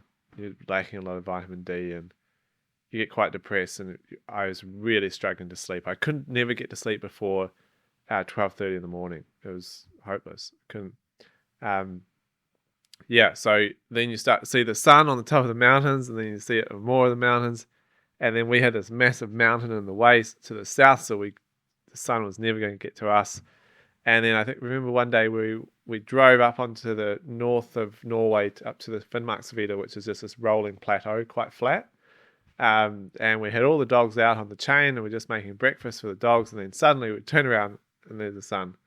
And imagine there's like 80 centimeters of beautiful puffy powder snow just covering every tree and every dog kennel and every building in this whole place that you can see. And just looking off into the distance, away from the civilization, and there's frozen lakes and everything, and then there's the sun. So it was just the most, like every little bit of snow just sparkled in that moment. And I think you put a photo on of leaping for joy at the sight of it. Yeah, exactly, because we needed that by that point. Yeah. Things were getting pretty grim after 3 months of no sun. No snow as well. We had so little snow that winter, so you couldn't just go ski or something like you might normally do in the dark. You could go and ice skate a couple of times. That was all. Yeah, so when we saw the sun, that was amazing. Sounds like some of the kayak and skiing adventures in the middle of the night were unbelievable as well. Just read out something that you wrote. We reached the top. It's the top of a mountain at 11 p.m. And as we skied back down the 40-degree slopes, the sun bathed the snow in soft orange light. Far below us, a fjord was the deepest, darkest aquamarine I've ever seen, and the sun skimmed along the northern horizon, kissing the sea before slowly rising into the morning sky. Yeah. Incredible. Yeah, and that was the first day the sun didn't set of my summer in Norway. That was in would have been May, end of May or something. So it's beginning of May, and there's still a lot of snow. It's definitely a very long winter up there. It's quite a short summer, about 3 months.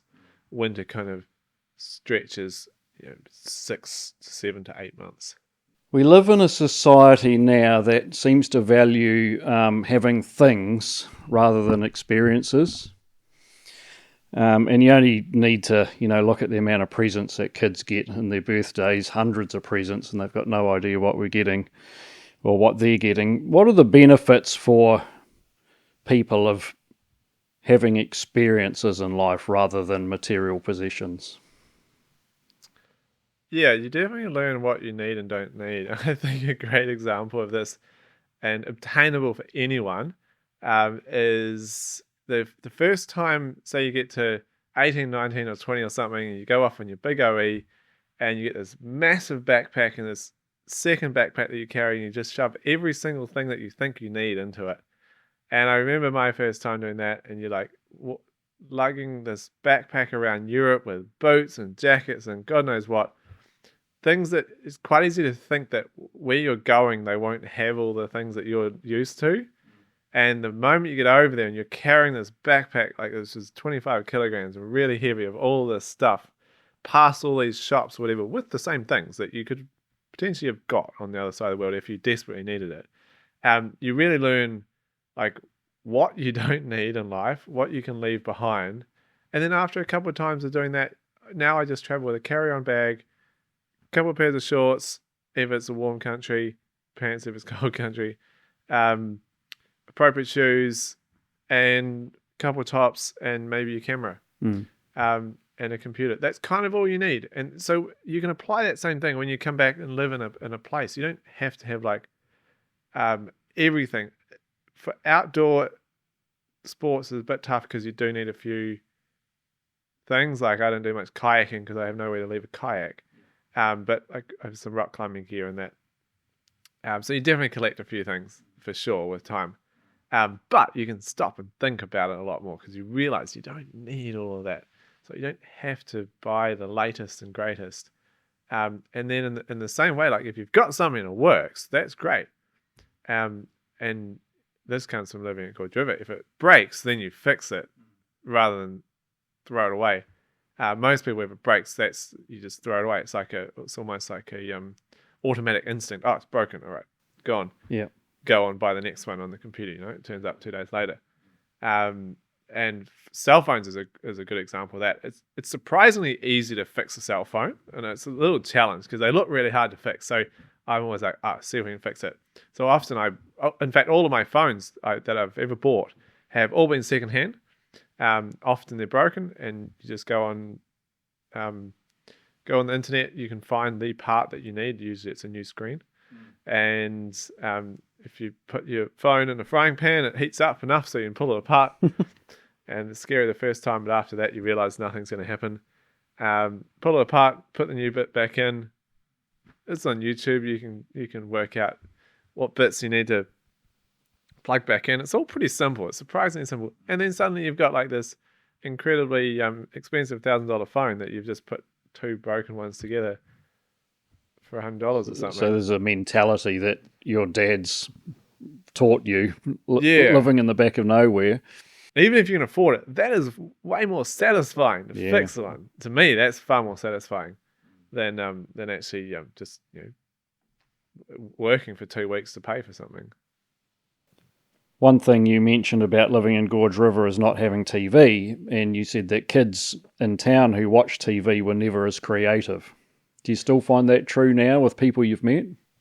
Yes, definitely. I don't actually compare it to TV these days, but I do remember that as a kid.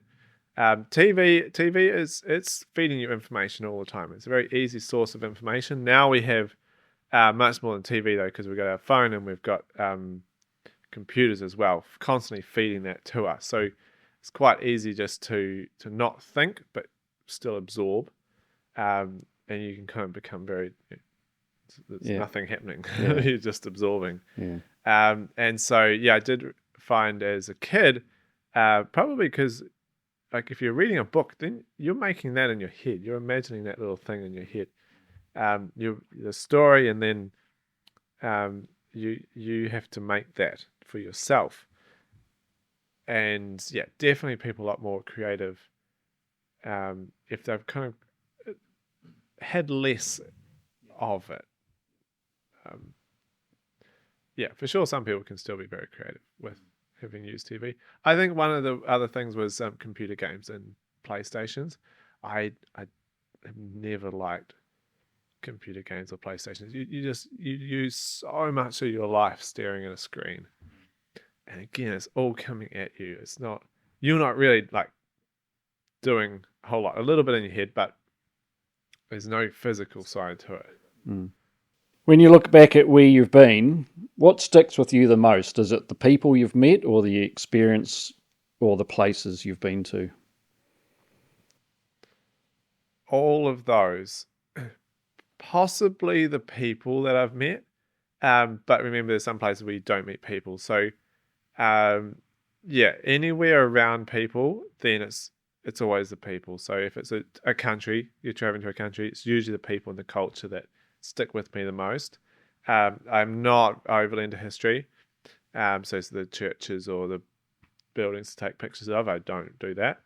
For me, the next thing might be an experience. So eating the spiciest hot pot you've ever had, or that could be with friends, or it could also just be that experience of eating it, which can be pretty amazing. Or hiking up a mountain in the jungle, it's so different. It's hot, sweaty compared to perhaps what you might do elsewhere. And then the experiences in the wild nature, then it's your kind of Arctic, where it's that beautiful, almost completely untouched nature. That's probably one of the strongest memories, and those memories that stick with you forever. There's one experience that you write about in the book, and I wonder if you could just read that paragraph of in Morocco, where you stayed with a very poor family, and it seemed to have a really profound effect on you. Yeah, so we were was traveling in Morocco, and there's a family though they were living in a very simple house, but often those are the people that are the warmest and the most kindness. The less someone has, the more they'll give you, you know. And so the whole experience was really special, and it made me think of home. As a child, I had lived in a quite similar way to this family, while the rest of New Zealand led much more luxurious lives with cars, nice houses, ample electricity, and various technological devices to make life easier. Our life was much more comparable to that of this family in the developing world than the first world country that we lived in, i.e. New Zealand. And yet the values and skills I learned at Gorge River have helped catapult me to wherever I want to go. I feel no limitations on what I can achieve if I set my mind to it. And I want this to be an example to people in the developing and undeveloped world that it doesn't matter where you come from, you can achieve anything if you put your mind to it. And I think that is a very powerful quote to take out, because like I've seen people who want to achieve something, and I've seen people who don't. And really, it doesn't matter where you come from. If you want it, you'll make it happen. You can have everything given to you on a silver plate. If you don't want something, you won't make it happen, and you'll potentially not go very far in life. Often it's the people who come from further away from the normal. They have to try the hardest, but they then go the furthest. Yeah. Do you think you were drawn to that family because of the similarities to your upbringing and way of life at Gorge River? It definitely sparked something with me for sure. It's always the same. I've been to a few different places where you might walk in and they're cooking on a wood fire. That's a thing. It happens in a few places. You'll see people cooking on a nice wood fire, even in the modern world. That's the sort of thing where you're like, oh, I remember this. It kind of makes you feel like at home a little bit. Yeah. And it's the same when you perhaps you go to this family and they're sharing everything. It's quite the sort of thing that you do. Like at Gorge River, if people turn up and they a bit cold or wet or something, or they're hungry, then there's the food in the fireplace to warm up. There's no questions asked about it. You just, of course, you do it. Of course, you open your home to that. And unfortunately, a lot in the modern world is people are very reserved. People always don't. Yeah, we keep to ourselves, don't we? Yeah, a little bit like that. Yeah, don't like to share too much. And you don't jump at it. I love it if I'm at home and if you've just caught a crayfish. Helicopter land. There's a crayfish. I don't care who it is. It's much better gift than it is to eat yourself. Yeah. Why do you think there's so much interest in your family at Gorge River and the way of life there? It's an interesting one. Because we never expected it and never looked for it. Dad just wanted to live in a place where he could live how he wanted to live and grow a vegetable garden and live off the land. It just so happened, I think, that he did it. He did it at a time when no one else wanted to do it.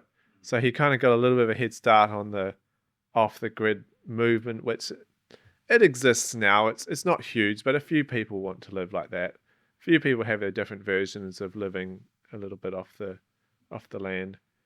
But Dad, he already had a huge head start on it, probably 20 or 30 years. Yeah.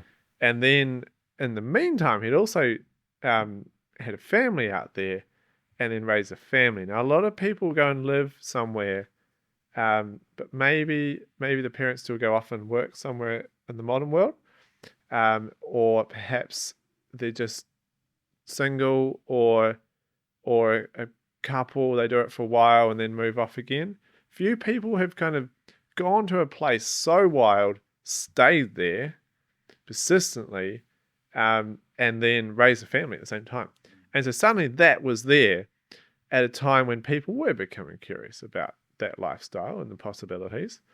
And it was a reasonably successful and obvious example. It's easy. People can go there if you're TV company or whatever, you can hire a helicopter and you'll be there. It's not like an island in the middle of the ocean somewhere. Yeah. It's like, it is actually accessible. If people want it, they can get there. And so suddenly you kind of become that example of how you can live like that. And then with time, with a couple of books and quite a bit of media coverage, then it becomes, I guess, more of a common story. Yeah. But there was quite a lot of negative media coverage for sort of focusing on what you and your sister weren't getting from the modern society. Yeah. Which is such a shame. Did that affect your parents, and did you as kids notice that at all, or? Definitely didn't affect my parents. If the screaming southwest wind almost every day of the year didn't affect them, then nothing was going to. So they couldn't really care less, I don't think. Yeah. There was, I wouldn't really call it negative. There was a little bit of negative. Mostly it was just kind of, I don't know how to describe the media coverage. Like at first, when I was growing up, no one knew what was going to happen to Robin and I. And no one knew what was going to happen to the kids growing up in the wilderness without TV and all this stuff. It was an unknown. So it was kind of always a little bit dramatically twisted, in whatever way that whoever the presenter was wanted to twist it at the time. And there's a great lesson on what media can do, because they can do anything. I learned that at a very young age. And then when I left home, and that was about the time when both Mum and Dad's books came out, suddenly everyone was kind of very curious about me and a lifestyle and their books and their questions at their book talks and the media around it. They're very curious about it, like kind of like a Kia would almost, look out of one eye at them, not in a good way, not in a bad way, just like, this is interesting, having a wee peek. Yeah, so suddenly it was like, oh yeah, and then so moving on 10 years, when my book came out, suddenly people's mindset is, I'm the lucky kid who grew up at Gorge River. Whereas before I was the poor kid who lived up at Gorge River first. And then I was like, it's a strange way to bring up a kid. Who are you? Where you come from? That's interesting. And then now it's like, wow, you're so lucky to have grown up like that.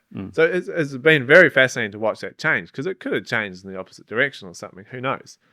And it's just been, how it's happened. And I think that that's just helped the story to grow a little bit. Yeah. And remember, it's still growing, because we've only heard 3 of the stories. There's 4 of us. Yeah, I'm waiting for the 4th one.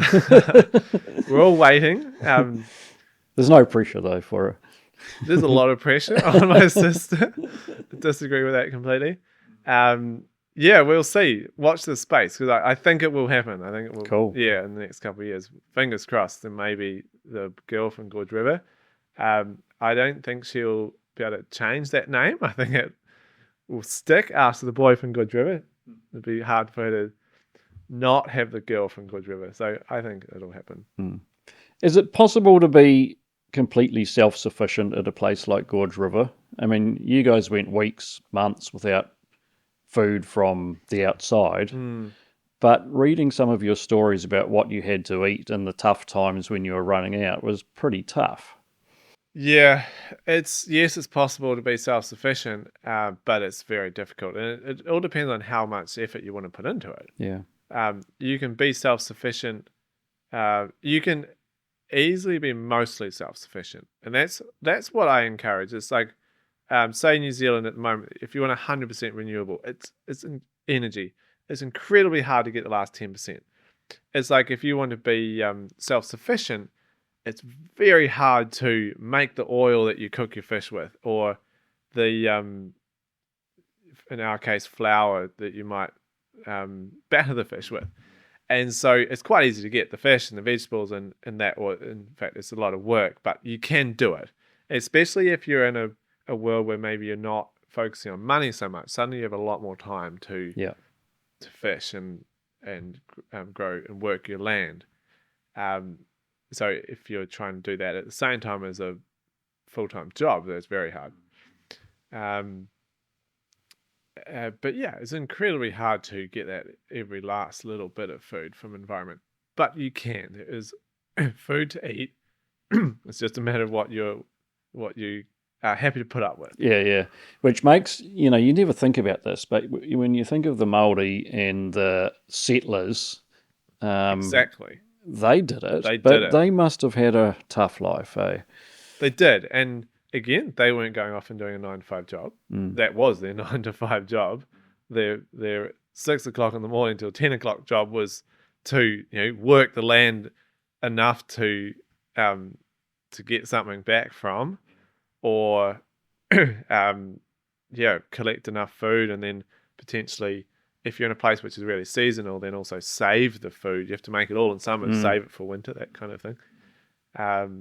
It's a fascinating kind of lifestyle, and it's so rewarding because we all go in the modern world work very hard to make $100 to go and buy some vegetables to eat, and then take it home and you feed your family or whatever. But it worked just as hard to grow $100 of vegetables, but you never see the dollars, you just see the vegetables. Yeah, well, you tell a story, and I compared it in my mind to, like you say, me working in a day to earn $100, which is survival. But you tell a story of, I think in the wintertime when you're a bit low on food, and your dad would be up before daylight, out trying to catch some fish all day, just trying to get a few fish for the meal for dinner that night. And in a sense, it's like me going to work for each day, but in a sense, it's actual survival, isn't it? Yeah, exactly, yeah. And the difference there is we didn't have a freezer. A freezer you could have the same, you could call it your bank of your money. So if you've got enough money in your bank, then you don't have to work tomorrow because you can still eat. If you have a freezer, then maybe you don't need to eat tomorrow because the 5 fish you caught today, you can save half for tomorrow. We didn't really have that, so it was a lot more just trying to straight from the environment to our mouths. So we could keep fish for a couple of days, but that was it. And vegetables are great because they're growing, they're sitting in the garden, and then you can pick them. We don't get many frosts down there, so the garden tends to stay quite well through winter. It won't grow through winter, but if the silverbeet grows in summer, it'll still be alive through the winter, so you can still pick it. Whereas, off in the modern world, then you work heaps, and then so that you can still buy your food or whatever when you need to. But yeah. What were some of the foods that you would eat regularly that we would screw our faces up in a modern society? Probably most of the food we ate was pretty good. Like the most healthy vegetables you could have, and the freshest fish and the crayfish and the paua or whatever. The only things, what did we eat? In the very early days, we'd eat a bit of seaweed, bull kelp, and what was another one? Sedge grass seeds. It grew along the airstrip. These sedge grasses are about that high. They have like this little seed which sits on the top, which when you grind that, especially if you can mix it 50-50 with a bit of normal flour, it actually comes out quite nice. It's a very nutty kind of flour that now you'd probably pay a lot of money for that. For gluten-free sedge grass seed bread. So that was something different, and it wasn't. Sometimes it was more about going without it as well. Maybe we would have butter and sugar and flour and eggs, but then as the time went by, and perhaps we'd have a food supply drop every 6 weeks, but you'd have those things for the first 2 weeks, and then something else would run out after 3 weeks. So, and then after 4 weeks, something else would run out. So if you're like, oh, that was the last butter, okay, that's fine. You just have 2 weeks without butter. Whereas in the outside world, there's a huge tendency to always have it. So it should always be there. Yeah, straight down to the supermarket. Exactly, and that's where seasons come into it, because food is seasonal usually. Even in the modern world, food production is seasonal. So then suddenly we want to eat apples in October, but so then you're probably going to have to ship some fresh ones over from the other side of the world. Some things last, but then some things don't. So that's I see that a lot. Like people, they have to have their avocado for breakfast. Like in Icebreaker and May, I don't see any avocados under $4 at the moment. Yeah, that's right. Why would you bother? But some people have to have it. You don't have to have it. You can go without for a little bit. Which there's comes to a slightly different subject from being self-sufficient, and that's being or living sustainably. So just to quote you again from the book, I was in a world far removed from the modern one, this is as a child, where kids would be getting PlayStations, desktop computers, Xboxes, cell phones, TVs, and eventually iPhones. By following my parents' every move through this part of my upbringing, I absorbed fundamental principles of resourcefulness and sustainability that would form the foundation of my own personal philosophies. These ideas grew within me, and I still carry them with me today. How do you practice those ideas today? Sustainable living. You've talked about fixing cell phones. Yeah, sustainable living is a tough one because a lot of the modern world is not very sustainable. And if you're a part of the modern world, it's very difficult to be. And even though there's a lot of talk about it, we're still incredibly wasteful, aren't we? Yeah, I don't have a huge amount of hope. Partly because usually humans' solution is to it's not to go without. The most sustainable way is to go without all the crazy modern conveniences, really. But because as soon as you increase the government's or a country's economic growth, so that you can then afford the more sustainable power option or something, but it doesn't really. It just means that the world speeds up and up and up more and more.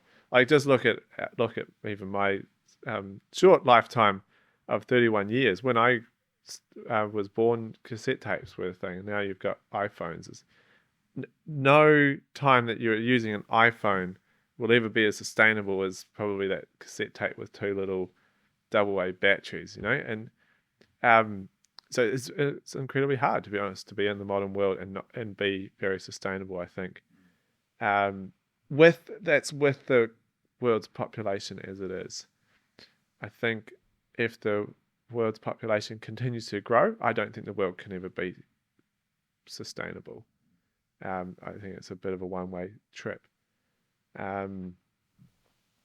So things that you can do. Sailing's a great one. If you want to go and adventure around the world, sailing is a very good way to just kind of drift around the world, and you do it at the speed of the wind. And a lot of people, you got to get there by this time. But sailing's great. You just get on there and you get there when you get there, and not before.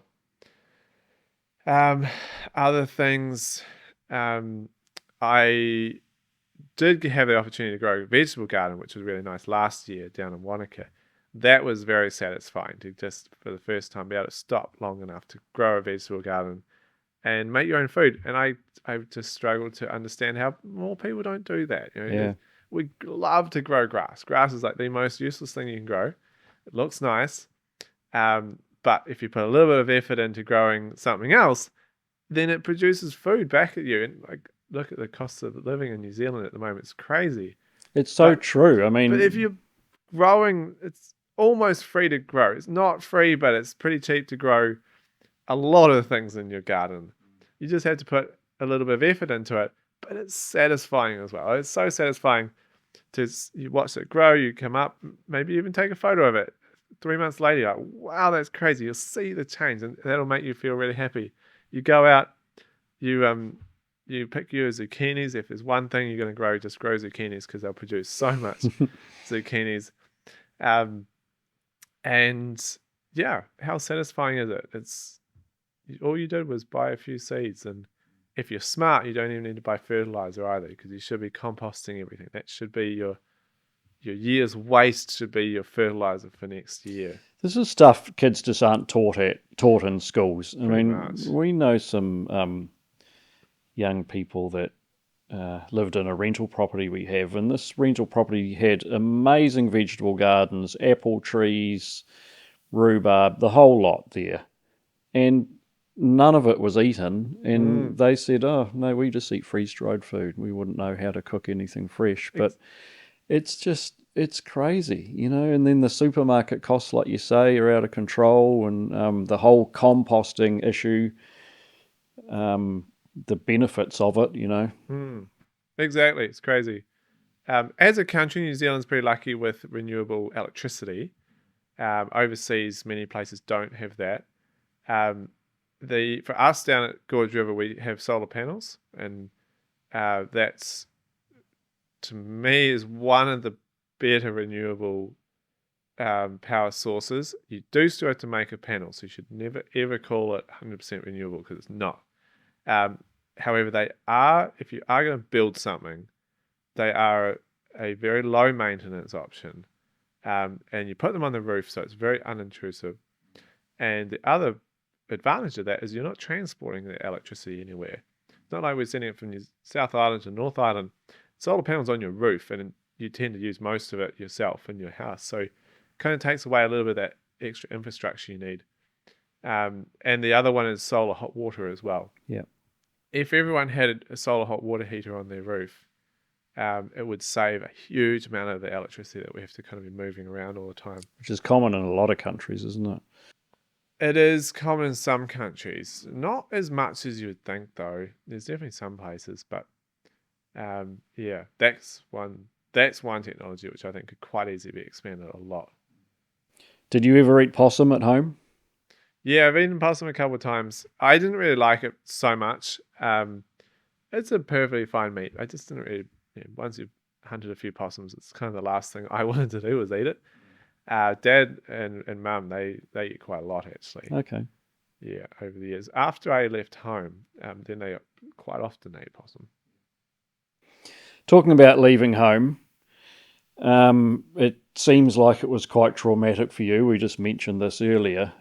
For most of us, it's a big thing leaving home, but you were so isolated and moving to the normal world, I guess. Did you feel like you were abandoning your parents' principles of living away from out of society and doing something different? A bit different to that. And it wasn't traumatic. It was a tough decision to make. It was the hardest decision I've ever made, but it was the most exciting decision as well. Like, half of me was like, this is going to be incredible. The other half was a little bit reserved. Like, do I want to?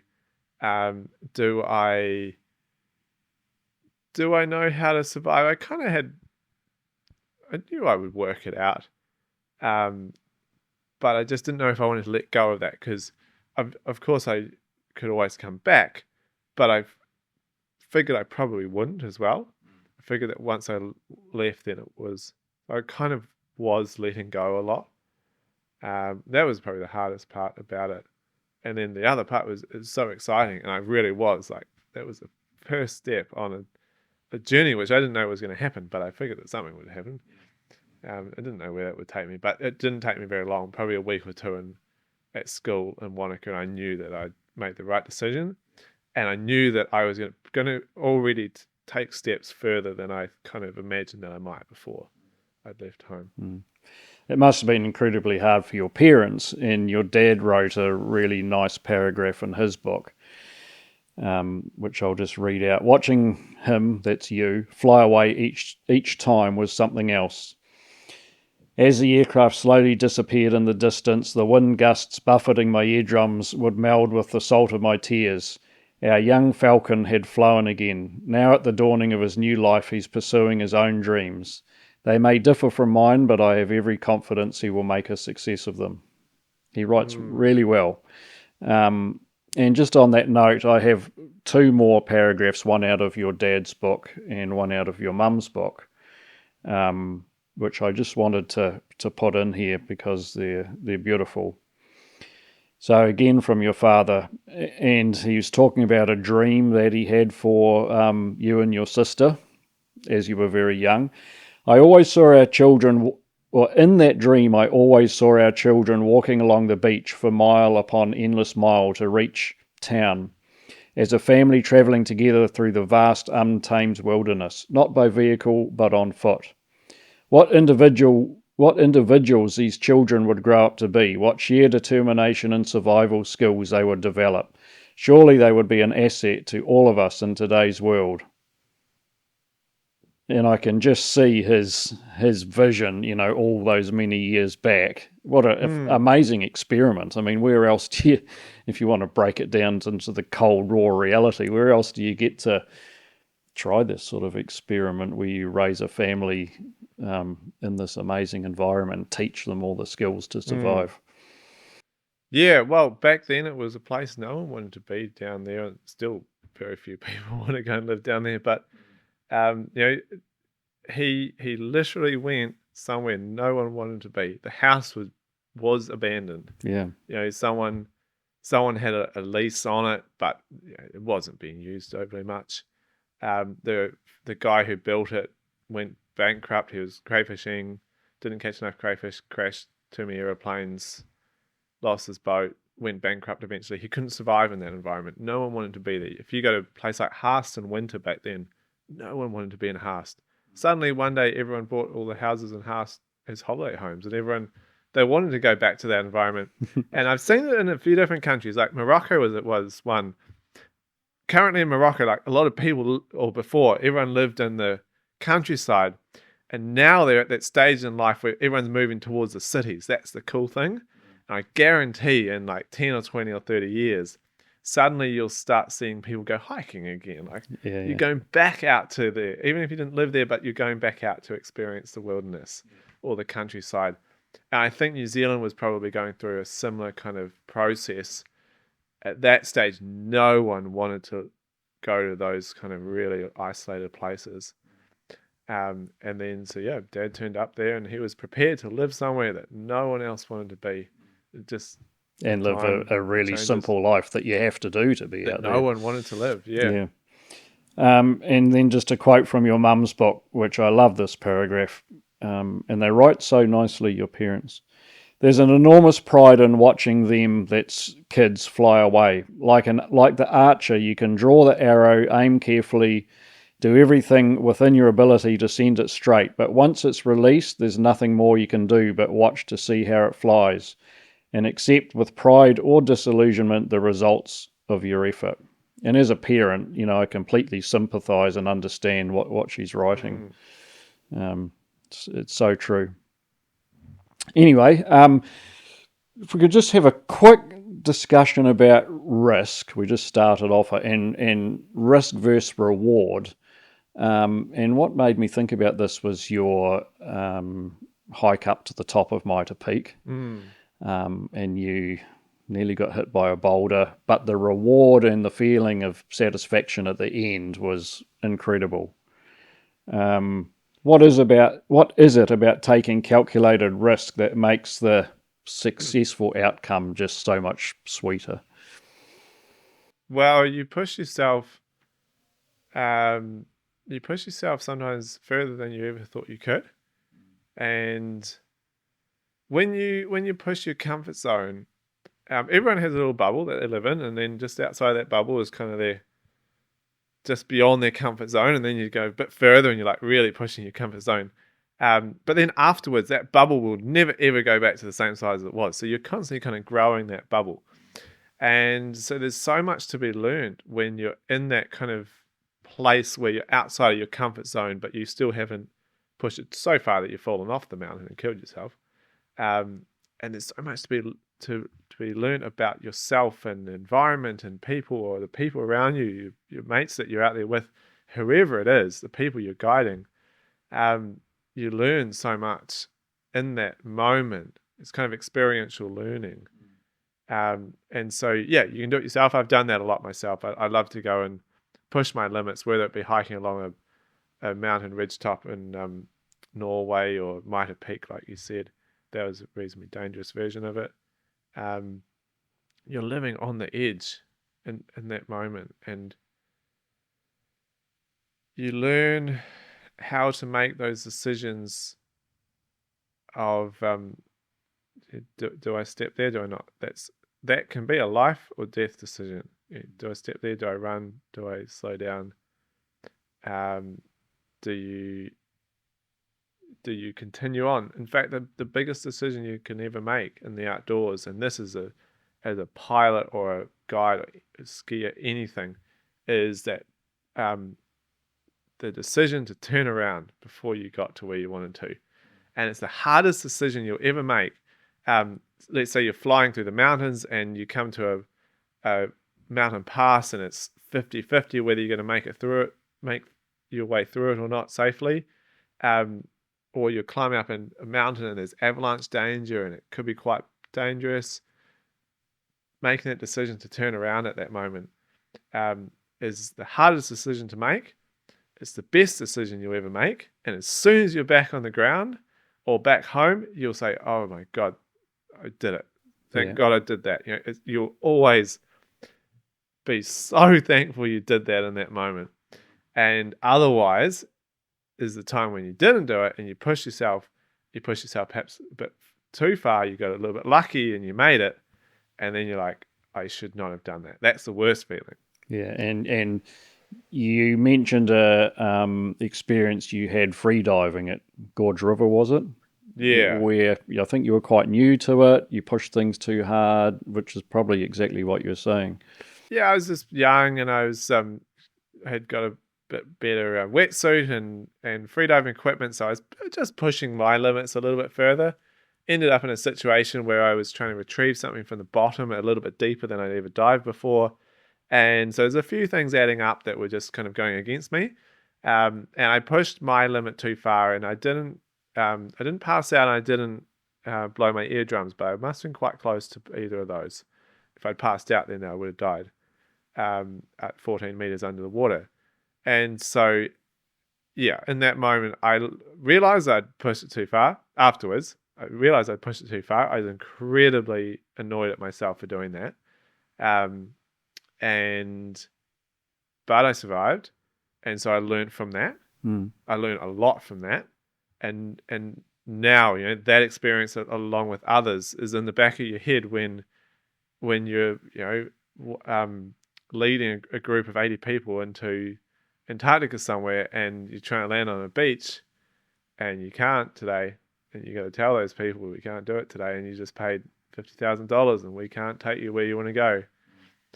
But it's those kind of things that you, all those experiences that you pull together to work out if you can do it. Because often you can do it, but work out that day where you can't, and that is the best decision you'll ever make. So, just talking about risk, the whole balance of being protected from it, to be safe, but needing to experience it to understand it is interesting, isn't it? And you wrote a great paragraph about this in your book. If you could just read that out. Yeah, things go in extremes, and I think at the moment we're going very far towards the extreme of wrapping people in cotton wool, which is the opposite to how I grew up. So I guess that's why I come at that kind of health and safety kind of mindset. I come at it from the completely 180 degrees to what most do. So as a child in the wilderness around Gorge River, I was never sheltered from risk and had learned to recognize the fine line between life and death. After climbing Mitre Peak and experiencing risk at a more extreme level for most of a day, as well as a very close shave from a falling rock, I discovered that other dangers in life were clearer to me.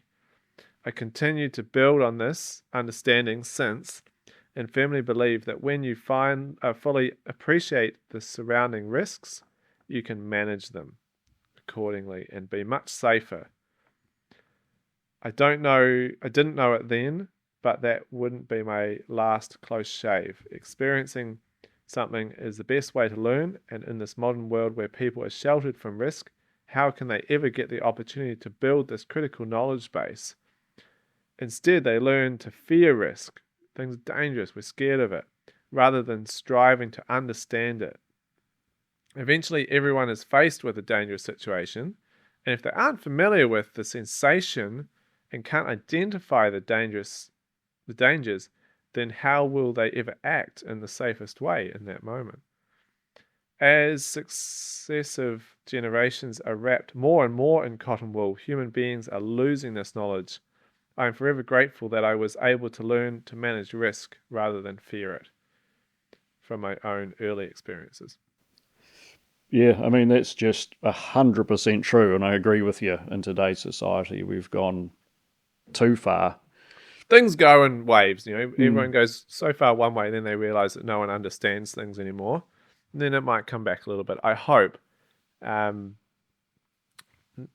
hope. We'll see. I think We'll see how that what goes. it's going to take is people like you and me and others of a similar thought process to not be afraid to speak up and say, look, we need to push back a wee bit, Yeah. We need to get rid of some road cones. They're just making things worse, Exactly. Yeah, absolutely. And unless individuals actually stand up and say, this ain't cool, well, it's not going to change. Yeah. You got to think to learn, and we're rapidly teaching people not to think anymore, unfortunately. Think inside the box. You got to think outside the box at some stage in life. Otherwise, that box will never expand. The Kiwi number 8 wire mentality is gone. You can't do a Kiwi number 8 wire mentality that we're so proud of. You can't do that inside the box. And I'm sorry, but I think that's well and truly becoming very, very hard. I agree. Yeah. Couple of last questions. How do you choose your next adventure, where to go? Do you have in your mind now, a few places that you really want to tick off? Or is it just whatever phone call comes up tomorrow? I have in mind some things I would like to do and some places I would like to go, but if that phone call is I wouldn't say better, but more exciting, or maybe you I always try to build on what I did before. And so professionally, I've done so many different jobs. My CV is about that long. I've never stayed in any one job for very long. That's the weakness of that. But the strength in it is that I've done many different jobs. So you're a jack of all trades. There's few things now that you can't work out because you've done A and B, so you'll work out C. And so I've always tried to build on the last experience, and whether that be, get paid a bit more or a more senior position, or perhaps you just, like the dog sledding was a very entry level job, but that was an amazing experience. It was worth it to be up in Norway.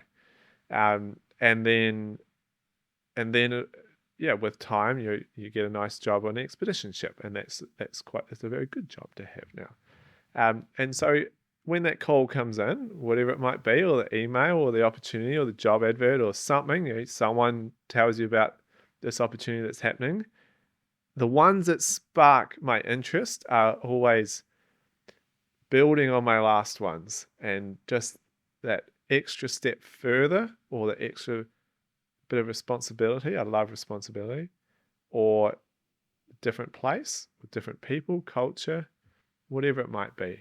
Is the cold weather an attraction, or would you go to a place in the Middle East where it's 50 degrees? It's funny because everyone always asks me this. Most of what you'll see and most of what I talk about are cold places. That is mostly my work. And most of the time I work in cold places because most of my strengths are working in the colder or the more wild environments. I would go to the Middle East in a heartbeat. Okay. So most of my travel, which I didn't write about so much, that's mostly in warm countries, especially now that I have this job where I'll be going and spending 6 months in the Arctic and Antarctic each year.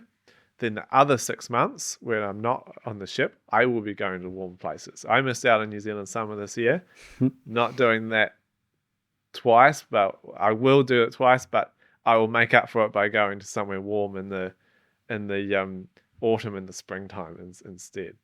Yeah, I love the heat and I love the extremes, both of those. Finally, your parents are both highly educated and decided to have a 180-degree change in life. What does the future hold for you when you finally decide to settle down, if that time ever comes, and have children, if that ever comes? Do you think you'll follow your parents' track, or will you settle down in suburbia? I have no idea the answer to that question, and I've been looking. I've been looking for the answer. I'm happy to see the answer if it comes along. So far, the answer hasn't come along. I've been looking for 11 years, you could say, or even more, yet to work it out. maybe kind of go in some directions, but some people, they travel for a year and they're like, oh, I want to do this, and then that's it. They've sorted it out. For me, the more I do, the more things I want to do, and the more I want to see and explore. So it would be very hard to stay in one place. I've kind of tried to stay in one place. In Norway, I loved it, but then I had to leave because of visas. Came back here, I enjoyed staying in one place in Wanaka and then Motueka. But then, that opportunity came along, so off I went. I leave the country in 3 days to go to the Arctic, so that opportunity is continuing. I don't know. I would love to. I'd love that experience of living in a place, whether it be Gorge River or somewhere else, living on a piece of land, or growing a vegetable garden, having that kind of life where you can grow trees because you're there so long, and one day you see the fruit trees and you look after the resources around you and that sort of thing. I'd love it so much. Whether there's time in one lifetime to do all of that, I don't know. Maybe see. One day you'll wake up and just say, I want to stay in one, I want to settle down. It's entirely possible. I do get a little bit annoyed. Right today I was packing up everything into my van to leave here in New Zealand. It's a little bit annoying, but I'm also so used to it. It's like, you just throw that in there and that in there and clean up, and then you're gone. And there's some freedom in just putting on that backpack and going as well. It's kind of nice having a job that I plan now to do this particular expedition guiding job for some years. And it's set. They book your flights from wherever you want to go, take you back to wherever you want to go. You're paid when you're there. You're working hard, but then you've got time off at the end of it. So that's kind of nice because it's a structured way of living it's a form of like stability. An unstructured life. Exactly. For me, that's very structured. I kind of like that. I definitely am at the stage now where it's nice if you have a boss and they just send you the itinerary, okay, don't have to think about it. That's nice. So maybe one day, maybe one we'll day watch this space. We'll be living somewhere. Probably not quite as long as Dad has, but anyway, thanks very much for making the time in your busy schedule to talk to me. I appreciate it. And everything you've written and put on YouTube and Instagram, I'm sure it's a great inspiration to a lot of people to get out there and give life a go. And you can do anything if you want to, can't you? Thank you. Yeah, thank you very much for having me. And that's what I'm here for. If I can inspire someone from this program, from writing the book, whatever it is, I'm quite happy to tell my story. I don't need to tell it, but I enjoy telling it. But the best thing about it is that chance to inspire someone somewhere to make a difference. And whether that be sit down and write their own story, that'd be cool. Whether it be, you go down and you make a compost heap, and then next year you'll grow a vegetable garden in the soil you just produced. Great. Whether you live in a 55-story apartment in New York City and you go and buy your little bag of potting mix from Mitre 10, easiest garden you can ever make, 6 lettuces and a bag of potting mix, 50 floors up. If that's what they do, awesome. I'm so supportive in just anything, and it doesn't have to be like going off and live in the middle of the wilderness for 40 years like Dad. No, and I think that's a really good point. I mean, it's easy to look at what you do and go, oh, I've got a family and a house and I can't go and do what he does. But, there's the tiniest little things, isn't there? You can grow a garden and go camping on start your a worm farm or something. Yeah.